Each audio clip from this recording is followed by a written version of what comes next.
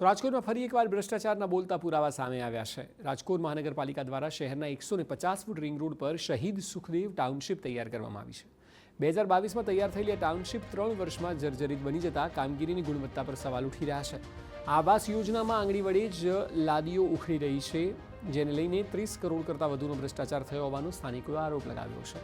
કેટલાક ફ્લેટમાં તો મોટા પોપડા પડી રહ્યા છે। શહીદ સુખદેવ ટાઉનશીપમાં 448 ફ્લેટ છે, જેમાંના મોટાભાગના ફ્લેટની હાલત અત્યંત ખરાબ છે। લોકોએ લોન લઈને 18 લાખ રૂપિયા કોર્પોરેશનને ચૂકવ્યા હતા, ત્યારે હજુ તો હપ્તા પણ પૂરા થયા નથી। તેવા સમય ફ્લેટની ખખડધજ હાલતથી લોકો ચિંતામાં મુકાયા છે।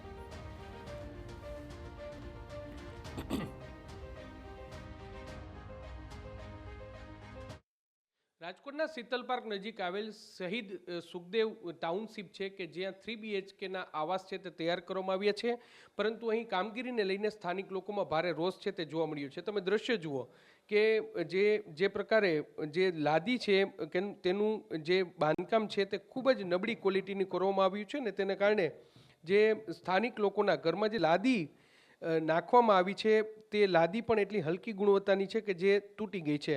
બીજી તરફના દ્રશ્યો છે કે જે આખું જે ઘર છે ત્યાં અનેક જગ્યાએ જે તિરાડો છે તે પડી ગઈ છે। સ્થાનિક લોકો કહી રહ્યા છે કે દિવાલની કામગીરી એટલી નબળી છે કે અહીં જે તિરાડો છે તે પડી ગઈ છે, તેને કારણે એક ખીલી છે તે પણ અહીં રાખી શકતા નથી। ફર્નિચર જે દરવાજા છે તે તૈયાર કરવામાં આવ્યા તે દરવાજા છે તે પણ ખૂબ જ હલકી ગુણવત્તાના છે અને તેને કારણે સ્થાનિક લોકોને ભારે હાલાકી છે તે પડી રહી છે। આપણે જે વ્યક્તિનું મકાન છે તેની સાથે વાત કરીશું।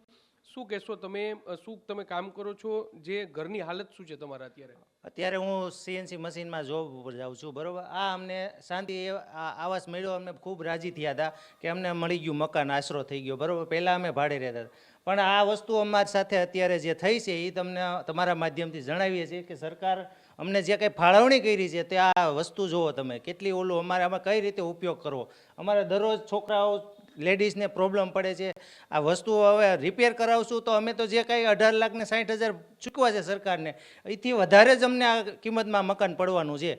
આ વસ્તુ અમારે રિપેર કરાવશું તો આ ડબલ ખર્ચો થવાનો છે। આ રીતનું અમને છે। તમને જ્યારે આવાસની સોંપણી કરી ત્યારે જે દેખાડવામાં આવ્યું હતું એ પ્રકારની ગુણવત્તા છે કે એનાથી નબળી ગુણવત્તા? ત્યારે અમે રજૂઆત ત્યારે દેખાડ્યું હતું કે અમુક નાના પ્રશ્નો છે, ત્યારે સરકારે અમારા સાંભળ્યા નથી। અમે 2 વાર RMCએ રજૂઆત કરી આવ્યા છીએ। લાદીનો પ્રશ્ન તો શરૂઆતથી જ હતો, અમે એ લોકોને જાણ કરેલી છે, છતાં એ કે અત્યારે ચાલુ રાખો, તમારું સોલ્યુશન કરી જાય। એકવાર આવ્યા હતા, જોઈને યાદી કરીને જતા રહ્યા, કોઈ વચ્ચે પાછા આવ્યા નથી સારું કરવા। જે વસ્તુ છે એ કન્ડિશન એમનેમ જ છે અત્યારે હાલમાં।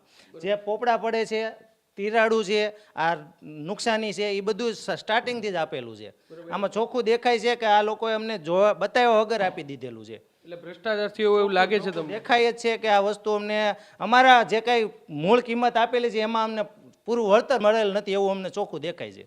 સ્પષ્ટપણે એટલે જે સ્થાનિક લોકો કહી રહ્યા છે કે કારણ કે આ આવાસ યોજનામાં જે ગરીબ અને મધ્યમ વર્ગના લોકો છે તેઓ અહીં જે મકાન છે તેની ખરીદી કરી 18 લાખ રૂપિયા એક સામાન્ય માણસ માટે, સામાન્ય પરિવાર માટે ખૂબ જ મોટી રકમ કહેવાય, અને તેની વચ્ચે પણ તેમને આટલું જે હલકી ગુણવત્તાની કામગીરી છે તે મળે તે જરૂરથી સવાલો છે તે ઊભા કરે છે। મ્યુનિસિપલ કમિશનર દ્વારા તપાસના આદેશ આપવામાં આવ્યો છે, પરંતુ એ કોન્ટ્રાક્ટરો સામે કયા પ્રકારની કાર્યવાહી કરે છે, જે અધિકારીઓનું અહીં સુપરવિઝન હતું અને તેમ છતાં આ પ્રકારની હલકી ગુણવત્તાની જે આવાસ છે તે તૈયાર કરવામાં આવી ત્યારે તેની સામે કોઈ કાર્યવાહી થશે કે કેમ તે જોવાનું સૌથી મહત્વનું રહેશે। હાલમાં તો આ ટાઉનશીપના લોકો છે તે પીડાઈ રહ્યા છે અને તેમને તેમના ભવિષ્યની ચિંતા છે, કારણ કે તેમના આવાસ છે તે અત્યારે ધીમે ધીમે તેમાં જે નુકસાની છે તે આવી રહી છે। ત્યારે જોવાનું રહેશે કે તંત્ર આ સમગ્ર મામલે કયા પ્રકારની કાર્યવાહી કરે છે। કેમેરા પર્સન ભાવેશ લશ્કરી સાથે મોહિત ભટ્ટ, TV9 રાજકોટ। તો બીજી તરફ આવાસ યોજનામાં કૌભાંડના આક્ષેપ બાદ મનપા કમિશનરે તપાસના આદેશ આપ્યા છે। ત્યારબાદ આવાસની તપાસ માટે મનપા અધિકારીઓની ટીમે પહોંચીને સ્થાનિકોની મુલાકાત લીધી હતી અને તેમની સમસ્યા જાણી હતી। તપાસ કરીને મહાનગરપાલિકાના કમિશનરને રિપોર્ટ આપવામાં આવશે।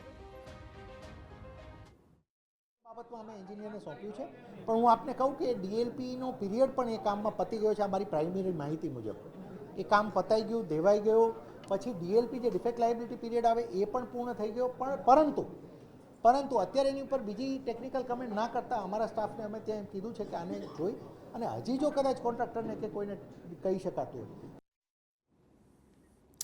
આવાસ યોજના હોવાથી હવે સ્થાનિકો ફ્લેટ તો ન વેચી શકે અને બીજે જઈ શકે તેમ છે પણ નહીં, ત્યારે હવે શું કરવું તેની રહીશોની ચિંતા છે।